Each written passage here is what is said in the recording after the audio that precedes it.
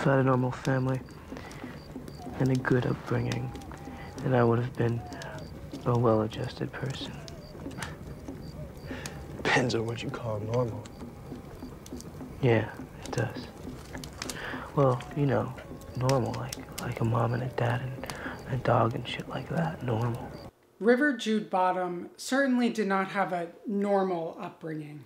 He was born on an Oregon mint farm in a house his parents, John and Arlen, shared with a group of fellow hippies. His first name was inspired by the novel Siddhartha by Hermann Hesse, which centers on the title character's quest for enlightenment. Apparently, he gains wisdom from listening to a river or something. His middle name, Jude, was taken from the Beatles song. During the next couple years, his parents each separately had powerful spiritual experiences while on drugs, which set them on a search for salvation. While in Texas in 1972, when River would have been about 2 years old, they joined a group called the Children of God. Thinking they were devoting their lives to Christ, they had in fact landed in the stifling embrace of a destructive cult. After a couple years of living on communes and going through training in the United States and Puerto Rico, they had proven themselves sufficiently loyal cult members that John was named Archbishop of Venezuela and the Caribbean, and the family moved to the Venezuelan capital city of Caracas. Now, the title of Archbishop may sound prestigious, but in reality, it came with no salary or financial support from the group. And engaging in wage labor was forbidden by the cult, as people who participated in the capitalist economy were deemed systemites, the leader's term for non-members. After all, you cannot serve God and mammon. Consequently, the parents having regular jobs was out of the question. And so they sent their children out into the streets to beg and sing for money. I've been thinking about River lately, ever since recently I watched his younger brother's Oscar speech from 2020, which ended with this. I want to, when he was 17, my brother wrote this lyric. He said, "Run to the rescue with love and peace will follow." Thank you. River seemed compelled to be a savior, whether it was of people, the environment, or of animals. And on the flip side, it seems that at a few crucial points in his life, he needed saving.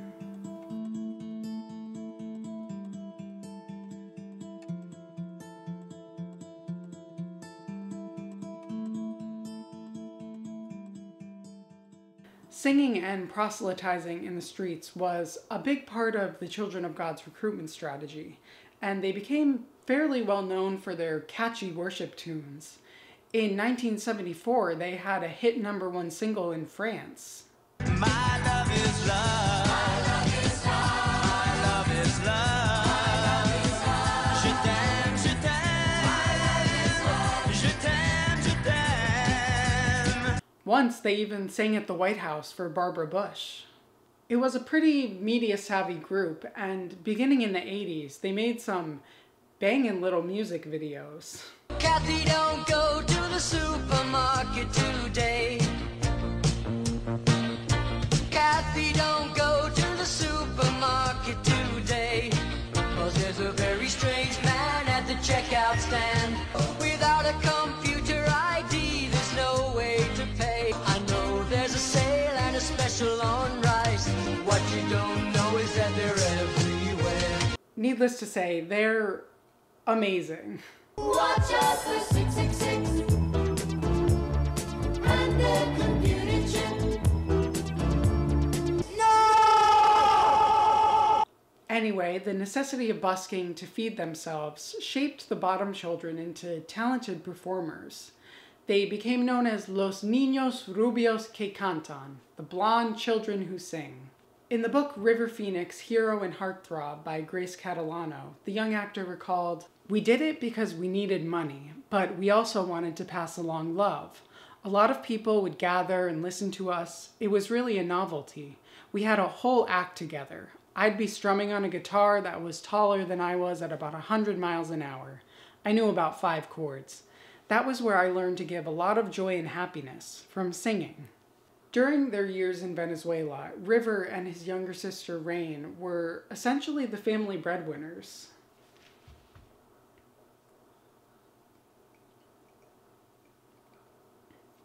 In 1977, John and Arlen finally decided to leave the cult, the reasons for which I will get into later. They took a cargo ship to Florida, where, to symbolize a family rising from the ashes, they changed their name to Phoenix. While living in Florida, River and Rain revived their singing act, although no longer just singing Children of God songs, and won a shit ton of talent contests all over the state. Seeing the potential for their children to make it in showbiz, in 1980 the parents piled their now 5 children and a dog into a VW minibus and drove the family to Hollywood to pursue their dreams. Now, things didn't pan out at first. Actually, at one point the kids did have to go back to panhandling, this time on the streets of sunny California. For a while, the Phoenixes had to make do in tiny apartments and faced eviction more than once. But they doggedly continued taking their kids to audition after audition, until, after doing some commercials, Do yourself a real good deed, refresh a better way. Take good care of your thirst, have an ocean spray. Clear and great! And with all the vitamin C we need every day. River got his first major role on the short-lived musical TV series 7 Brides for 7 Brothers.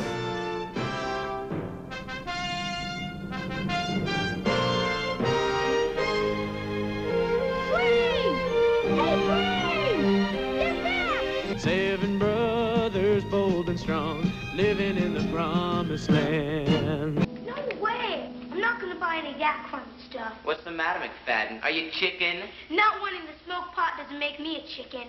A lot of the other guys are into it. Well, I'm not. And my friends aren't either. And from there, he went on to become the star and heartthrob we remember him as today. From the moment River became a successful actor, he was once again the sole source of income for the family. While before he was sent out onto street corners to perform, now he was being sent out to Hollywood movie studios.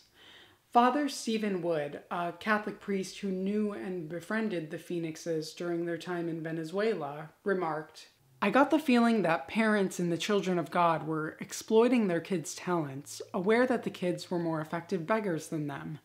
Over the years, as we stayed in touch, Arlen and John would explain, we manage our kids' careers, but I always felt ambivalent with that dynamic. Once they left the cult, they never had any profession except for being the parents of these talented progeny." River remained the main source of income for the family until his tragic death at the age of 23. Which, by the way, his death has been poured over and discussed so much in documentaries, books, articles, podcasts, and videos like this one that I'm not going to discuss it here. So if that's what you came here for, you will be disappointed.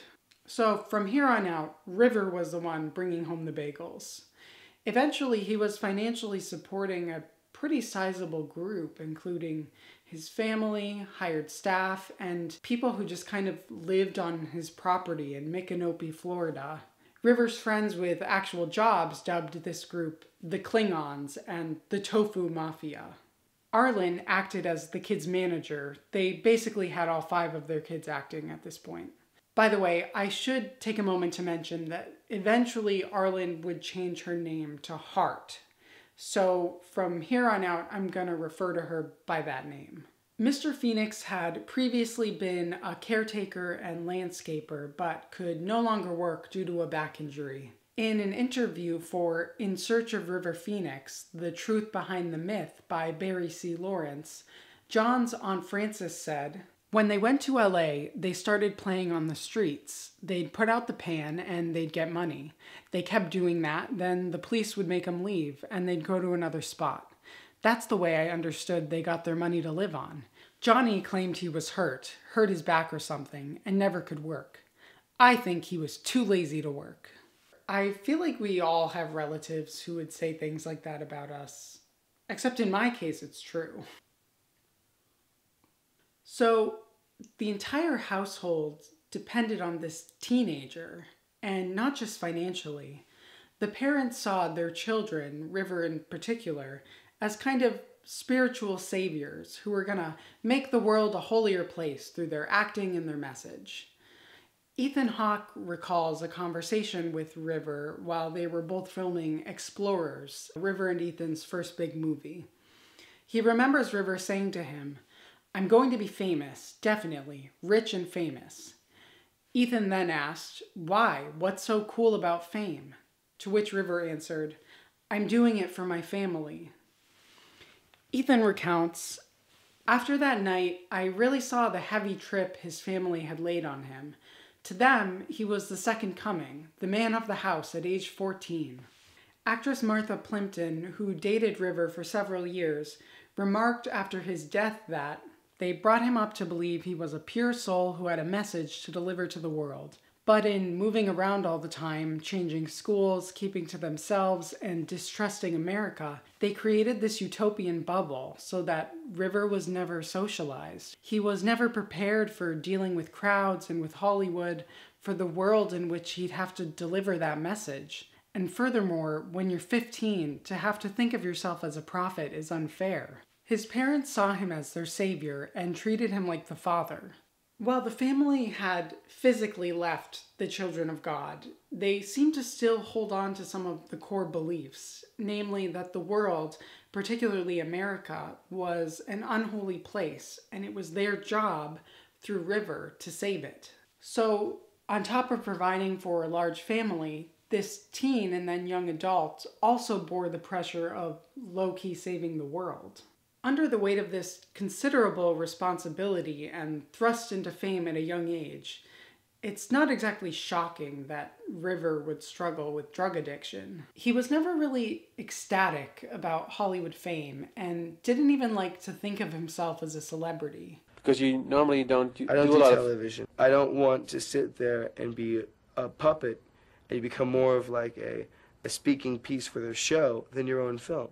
And so then you have shows all the time showing clips of the film, speaking about the film. You don't have, and then we talk to the actor, Rubber Penis, and you know, I sit down and like, yeah, and then like, yeah, I had a fun time doing this project.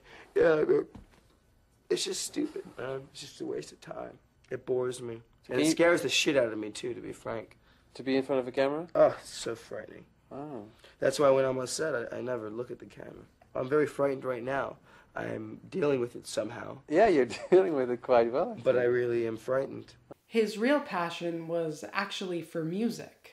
On one tour with his band, Alakazadic, he tried his best to remain unknown, not advertising his name and performing in grunge clothing with his hair covering his face. He wanted to have a successful music career based on the merits of his talent, not on his celebrity status.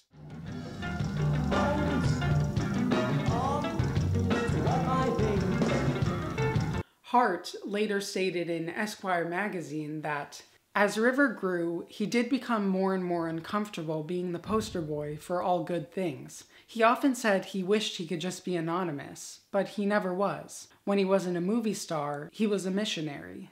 Towards the end of his short life, he needed someone to step in and prioritize his health over his movie career. And look, for all I know, maybe someone earnestly tried to do that, and it just did not work. Apparently, there were several occasions when his parents asked him to take a break from Hollywood and stay on his father's organic farm in Costa Rica, which River had purchased for him, by the way. In 1993, right after his birthday, River flew to Costa Rica to visit John. During this trip, he finally agreed to quit Hollywood, after making 3 more movies that he was already committed to. This was about 2 months before his death. Side note, over time, John had become more and more opposed to the idea of his children being in show business at all, and consistently urged his family to leave the United States. He considered Hollywood an evil place and called it the Great Babylon. Hart actually disagreed with him about the kids being in show business, and the couple eventually divorced in 1997. But, and this is simply my own personal subjective feeling and opinion, it seems to me like there were people around River who were willing to look the other way and ignore warning signs as long as it didn't affect the bottom line, as long as that vegan gravy train kept a-chugging. This appears to be a common theme with the people who surround celebrities. If you're the friend of a really famous person, or directly benefiting from their career, or maybe just in their vicinity, you don't want to be the one to rock the boat. As long as they can keep doing what they're doing and keep that money flowing in, you're just gonna act like everything's normal and keep being a sycophantic freak because you're just happy to bask in their aura. This whole dynamic becomes even more dangerous when the celebrity in question is a young person or, God forbid, a child. But regardless, if there's another time when River definitely needed someone to save him, it was in his early childhood. Which brings us back around to...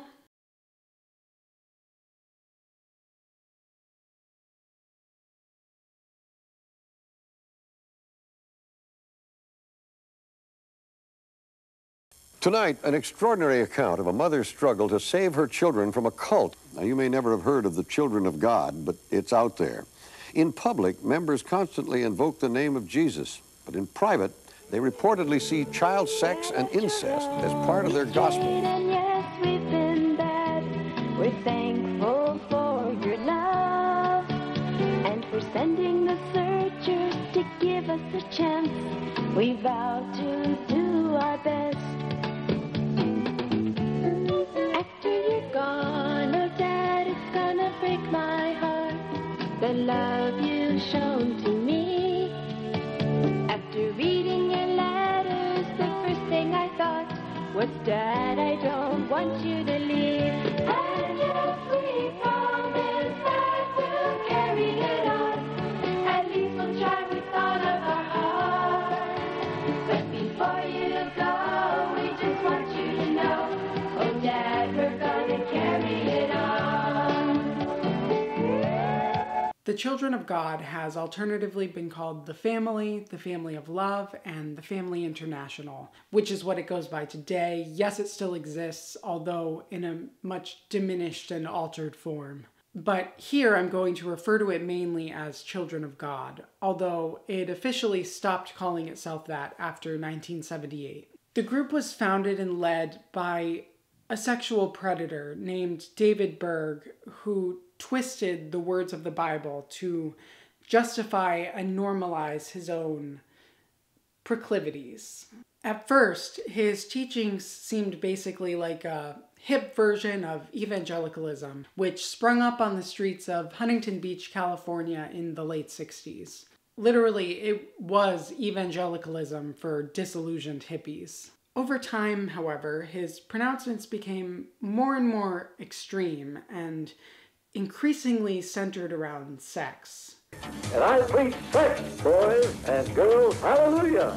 Besides preaching terrifying visions of the end of the world and the imminent destruction of the United States, which he sometimes called the whore, he started to teach that sex was the same thing as love, and therefore any kind of sex, except gay male sex, because that was personally distasteful to him, was an expression of God's love. And consent had absolutely no part in this. Women and girls were taught that if they refused a man's sex, whether that man was their father, their uncle, their husband, or a random stranger, then they were being sinful because they were denying him God's love. And I knew, by that time, I already knew that women were supposed to be prostitutes and we weren't supposed to say no to sex, and that sex was part of our life. You were taught that if you did not want to have sex when it was asked of you, then there was something wrong with you.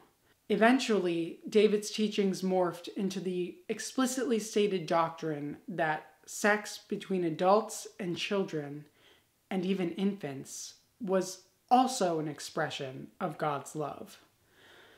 Therefore, children were to be raised as sexual beings and were encouraged to play with other children, adults, even their parents.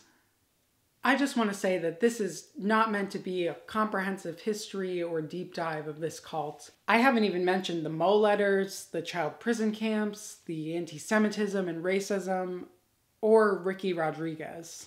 And everything I'm mentioning here is in addition to all the familiar cult staples like total control over members' lives, convincing them to give up all their belongings and money, and of course, a thorough and relentless program of thought reform.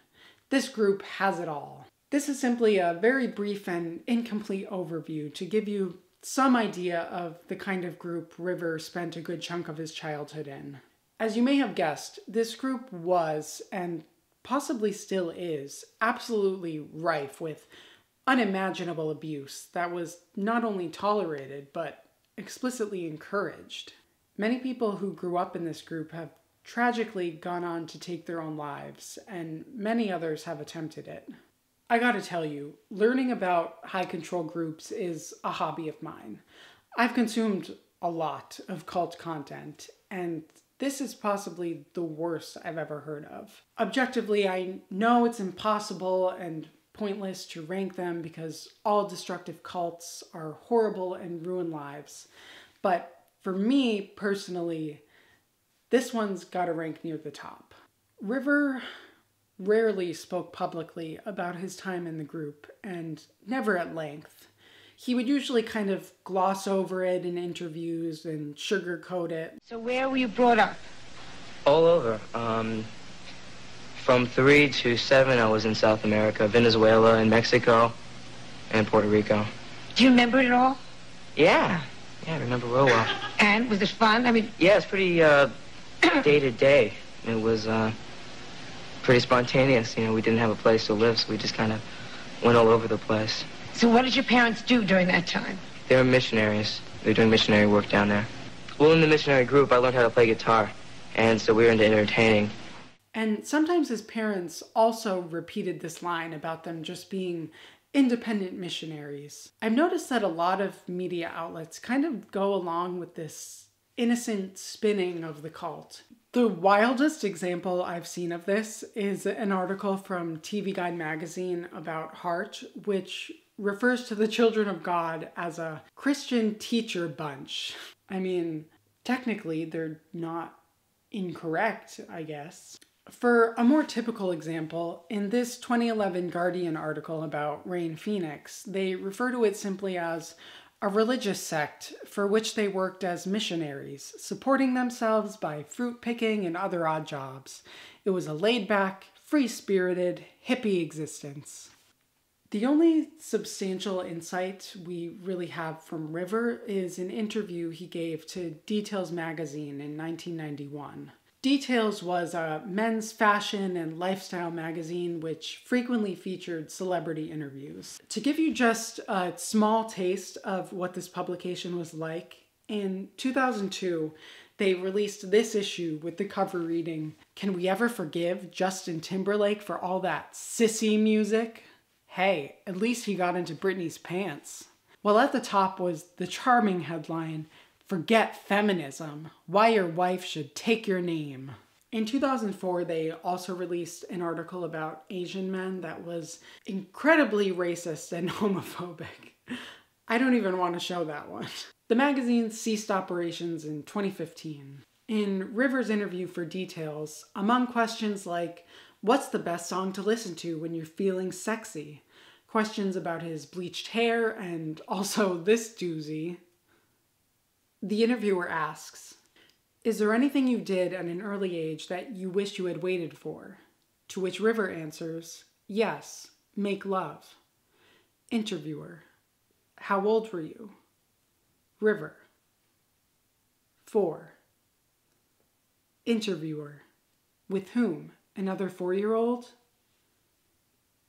River, kids. But I've blocked it out. I was completely celibate from 10 to 14.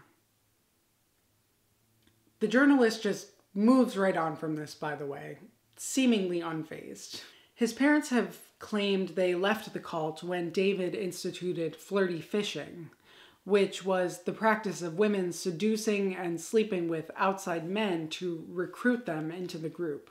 It was born out of a quite literal interpretation of Matthew chapter 4. And Jesus, walking by the Sea of Galilee, saw two brethren, Simon called Peter and Andrew his brother, casting a net into the sea, for they were fishers. And he saith unto them, Follow me, and I will make you fishers of men.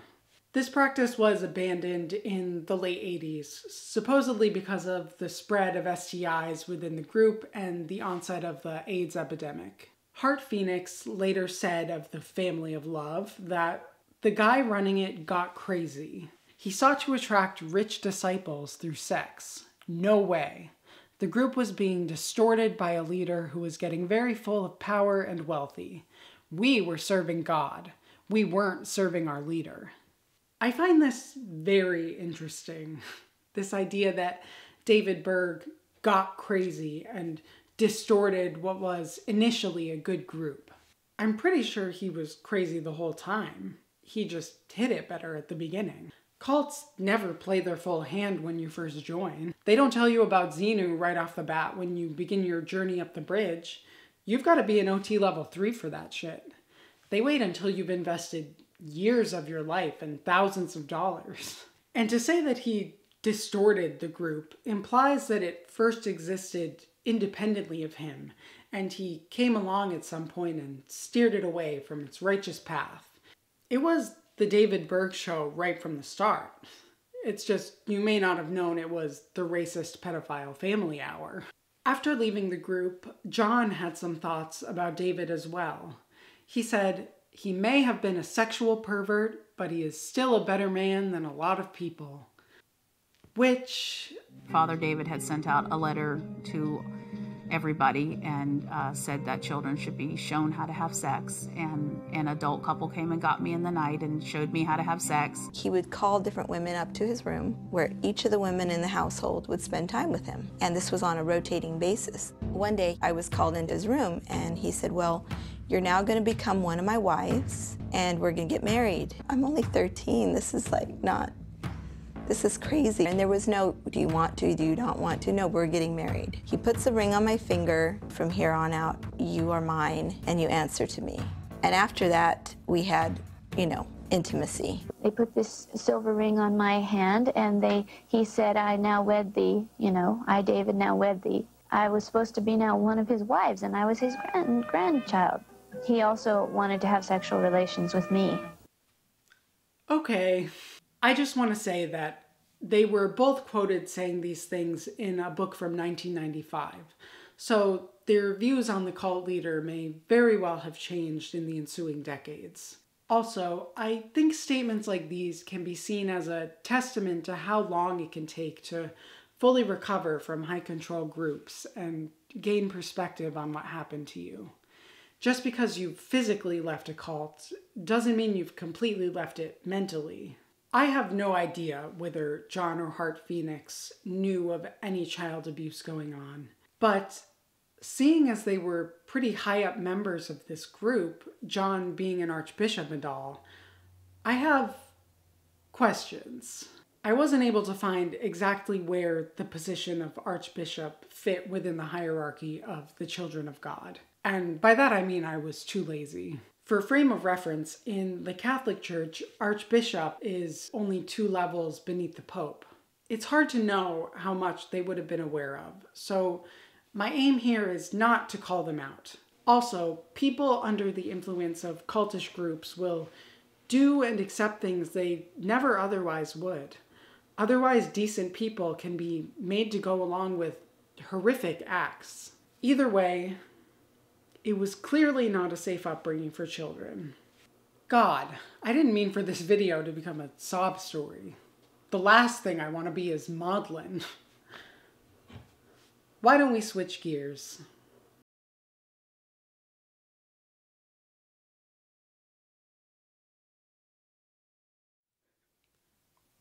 When you look at River's movies, you notice that a striking number of his film roles have parallels to his own life. In several of them, there's this theme of a child feeling betrayed or let down by their parents. For example, in Little Nikita, released in 1988, he plays an all-American kid who wants to join the Air Force Academy, but finds out his parents are Russian spies. Your parents are KGB agents. Sleepers, they're called. Deep cover. They blend with the country they're assigned to, own homes, hold jobs, raise families. They sleep for years, but when they awake, they're lethal. Forget the truth. Why bother with the truth? Where'd that word come from? Exactly! What's truth got to do with it? Truth has no meaning in this house. Apologize to your mother, and then you apologize to me. I will not. You're both liars. You watch what you're saying. Glad to. You're both a pair of fucking liars. In My Own Private Idaho, he plays a teenage sex worker in search of his long-lost mother. This is a character surviving by working the streets, comparable to the way River and his siblings had to busk to survive. And there's obviously the element of exploitation of young people, which is clearly relevant. I'm a connoisseur of roads. I've been tasting roads my whole life. This road will never end. The general theme of looking for home and a normal life bears that connection to River's somewhat nomadic and precarious upbringing, as well as to the experience of growing up in show business. In Interview magazine, in an article about the film, River said, "I have really strong feelings about the search for home and mother." In Sidney Lumet's Running on Empty, River plays Danny Pope, a high schooler and piano prodigy whose parents are idealistic revolutionaries. They're on the run from the FBI for blowing up a weapons laboratory during the Vietnam War. The Popes move from place to place, having to upend their lives every time the government catches on to them. We're moving base camp, kids. We have a few days and we're gone. Cover your tracks. Unable to put down roots in any one town or school or form close connections, Danny feels extremely conflicted, caught between familial love and his frustration at not being able to have a stable life. He feels a certain amount of betrayal and anger towards his parents. The main conflict is that Danny wants to stay in this one town to finish high school and then go to Juilliard to study music. His father, however, wants to keep the family together, even if it means condemning his son to a life on the lam. River's actual parents never committed any violence or joined any militant groups, but they were definitely a part of that 60s, 70s countercultural anti-war milieu. And again, we have that theme of this search for home, this longing for a regular life. Perhaps the film with the most obvious parallels to River's upbringing is Peter Weir's The Mosquito Coast, in which an inventor named Allie Fox, played by Harrison Ford, moves his family to the jungles of South America. Seeking to eschew the consumerism and corruption of American society, they attempt to build their own utopian community. The Jonestown vibes are overwhelming. Allie has some strong characteristics of a cult leader. Manipulative and didactic, he often lectures those around him about how evil America is and how it's headed for annihilation. How did America get this way? Land of promise, land of opportunity. Give us the wretched refuse of your teeming shores. Have a Coke, watch TV, go on welfare, get free money, turn to crime. Crime pays in this country. Look around you, Charlie. This place is a toilet. I'm sick of dealing with people who want things I've already rejected.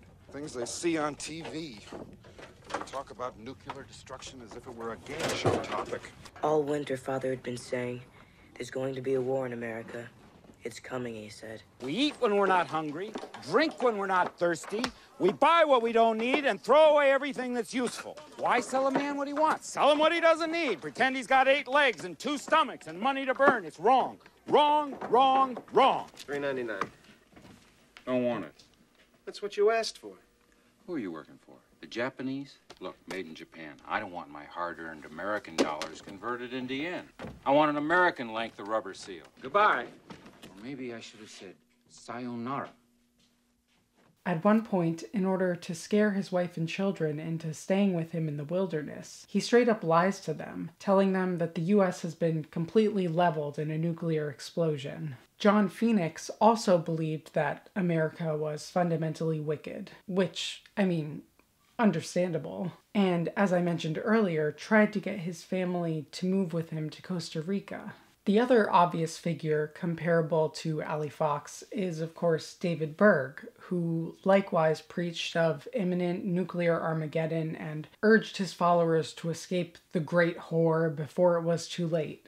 Throughout the 1970s, there was a mass exodus of Children of God members from the States, partly due to this fear-mongering. Continuing with the theme of parental betrayal, River plays Ali's son, who by the end of the film sees through his father's manipulation and becomes disillusioned with his ideology.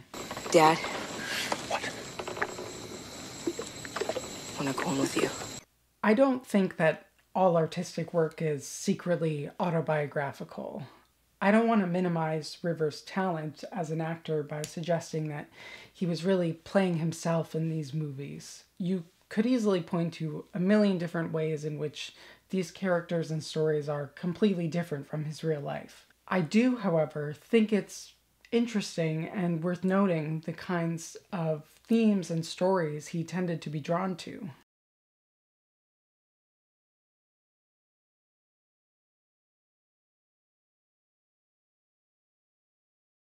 As I mentioned earlier, the Phoenix family, then called the Bottom family, made their way back to the US from Venezuela on a cargo ship. While aboard the vessel, the kids witnessed something that had a lasting impact on them. As River told Sassy magazine, "I was very young, about 7 years old, when I first became aware of cruelty to animals. I was traveling by boat from Venezuela with my family. We'd made friends with the crew, whom we liked a lot. Then one day, I watched them fishing off the side of the boat. Every time they caught a fish, they'd hurl it against a board that had nails sticking out of it. I couldn't believe it. These weren't bad people, but they'd become totally desensitized to the pain they were causing. My brother and I started asking my parents why we had to take animal lives to eat, and what exactly was in our hamburgers and hot dogs. Pretty soon, my whole family decided it wasn't our place to block another creature's right of way, so we became vegetarians."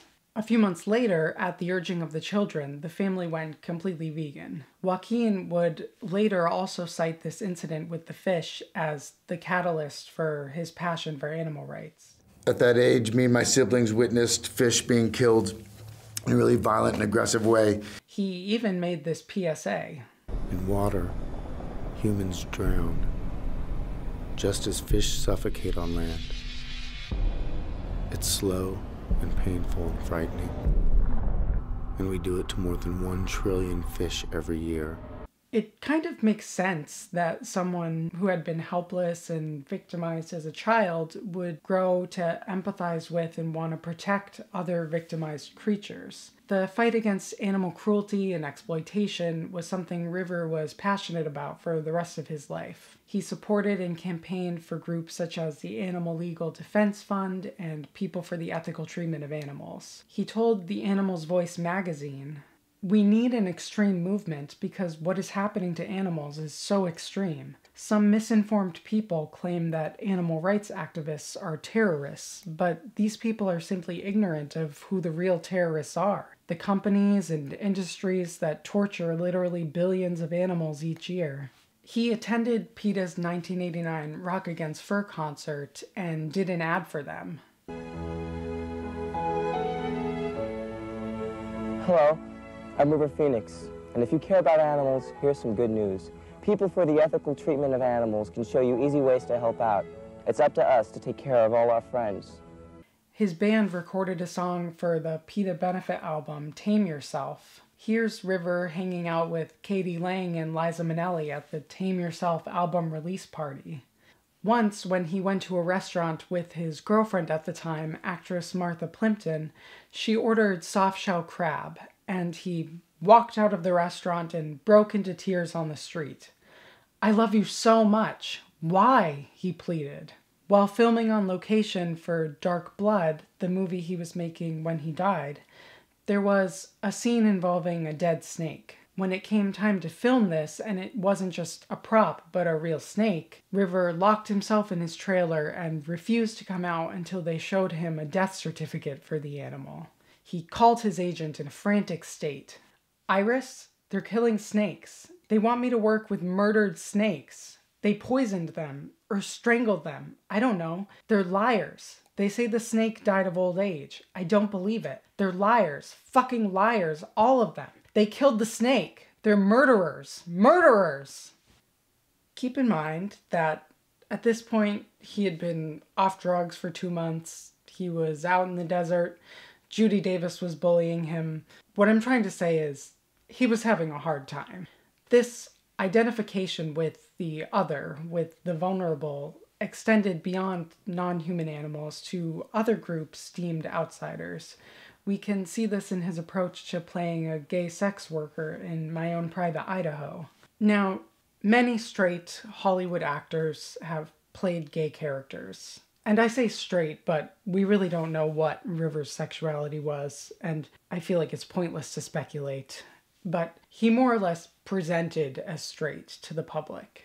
This trope of mainstream actors playing queer characters has happened so much that it's almost a cliche. But River's performance as Mike Waters feels, at least to me, different from a lot of the others. For example, it's not Tom Hanks in Philadelphia.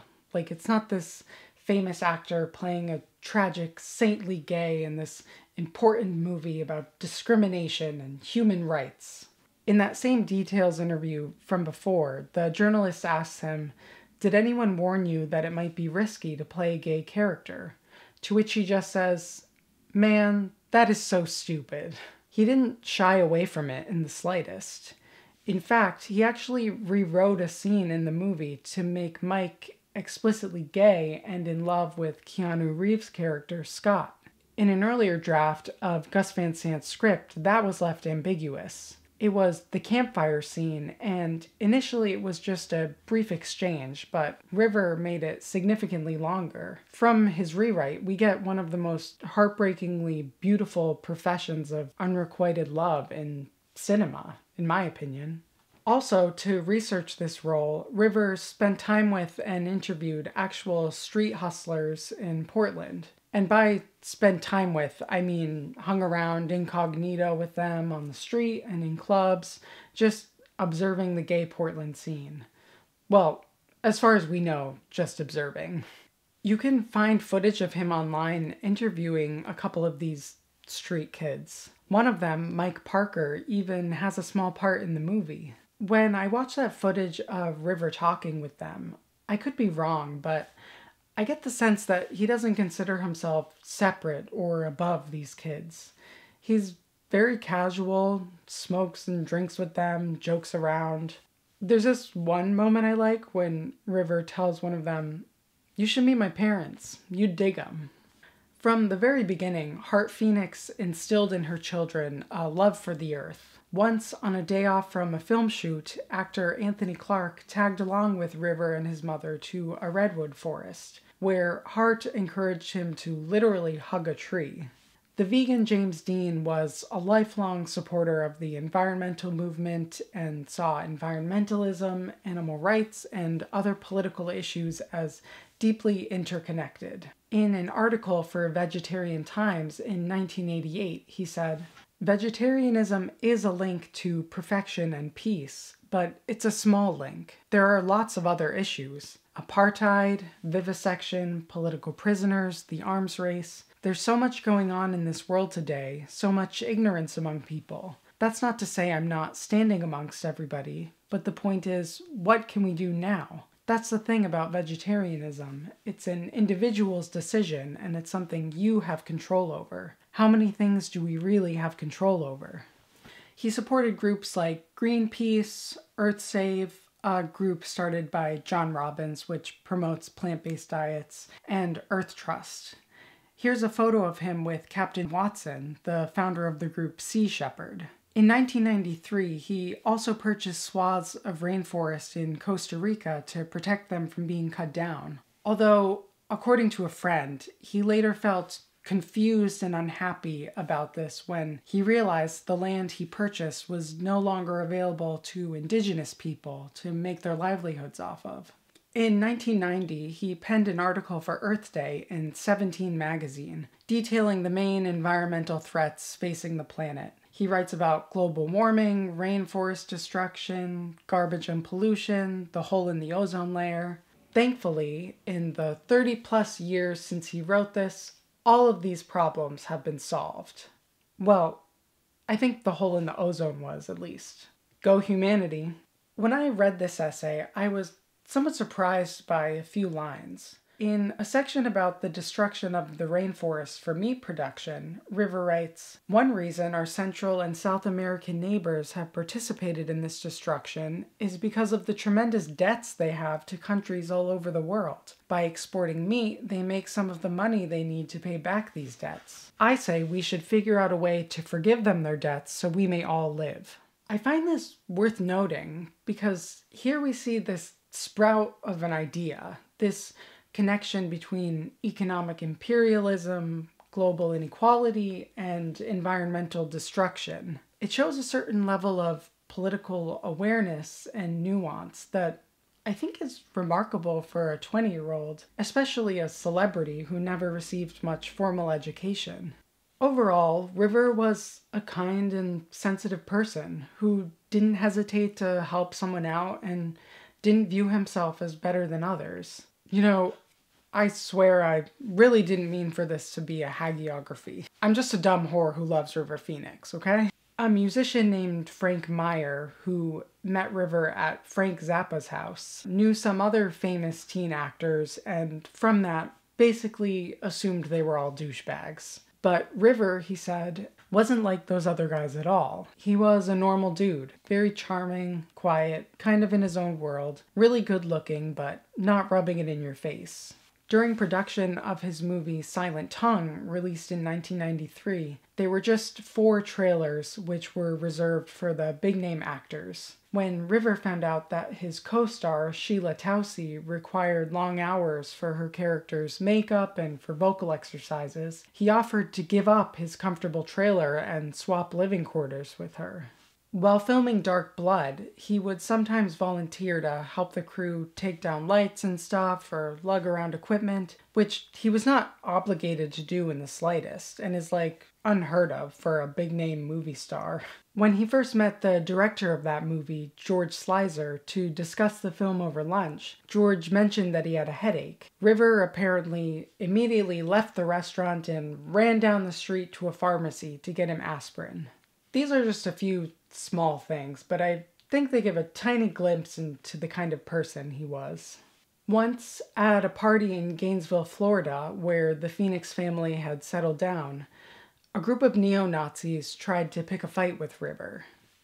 He looked at them and said, "If you want to kick my ass, go ahead.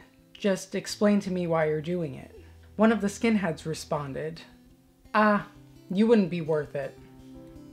River just smiled and answered, "We're all worth it, man. We're all worth millions of planets and stars and galaxies and universes."